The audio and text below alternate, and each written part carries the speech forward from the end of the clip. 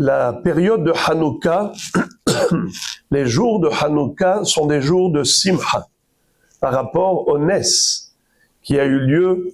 À ce moment-là, on a déjà eu le temps, on a déjà eu l'occasion de raconter toute l'histoire.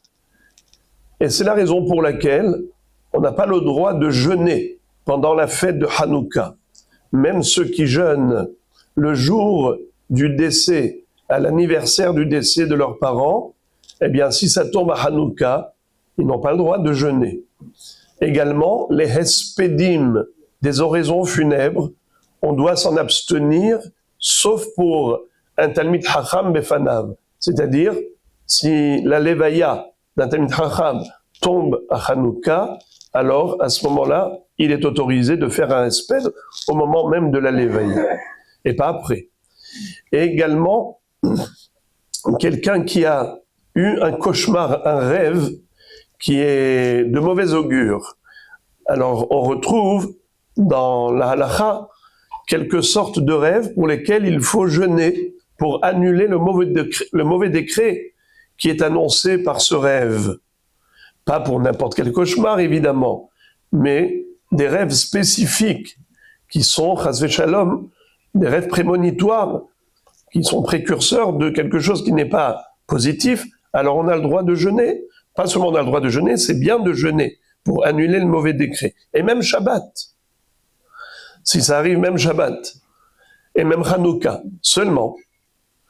Il est écrit dans la halakha qu'après Shabbat, il faudra jeûner pour avoir jeûné Shabbat.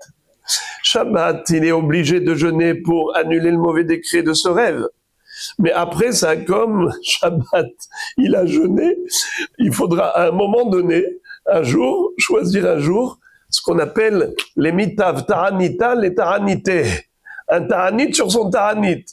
Comme Shabbat, c'est un jour de Oneg, et il a jeûné. C'est vrai que c'était malgré lui, mais il faut une kapara.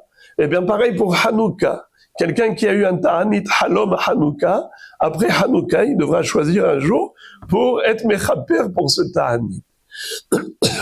Et je terminerai avec la visite au cimetière. Le 7e jour, à la fin des Shiv'a, le 30e jour, à la fin des Shloshim, il est de coutume d'aller pèleriner sur la tombe du défunt, au cimetière. Eh bien, si ça tombe à Hanouka ou Rosh Chodesh, le Yalkut Yosef nous dit qu'il ne faut pas y aller. Pourquoi? Il faudra le décaler après Hanouka, parce que les gens ne pourront pas s'abstenir de pleurer, évidemment. Quand ils arrivent et que c'est encore tout frais, le cœur est encore ouvert, il y a comment on appelle ça, la blessure n'a pas encore été cicatrisée. Le temps pense les blessures, mais là, c'est encore tout frais, c'est encore douloureux. Et par conséquent, ils vont évidemment éclater en sanglots. Alors, comme Hanouka, qui est une période de joie, on n'a pas le droit de pleurer à ce moment-là, donc il ne faut pas se mettre dans cette situation. Voilà pourquoi, à Rosh Chodesh et à Hanouka, si les Shiva ou les Shloshim tombent, il faudra décaler la visite au cimetière au lendemain ou sur lendemain. Bruchim tiyu.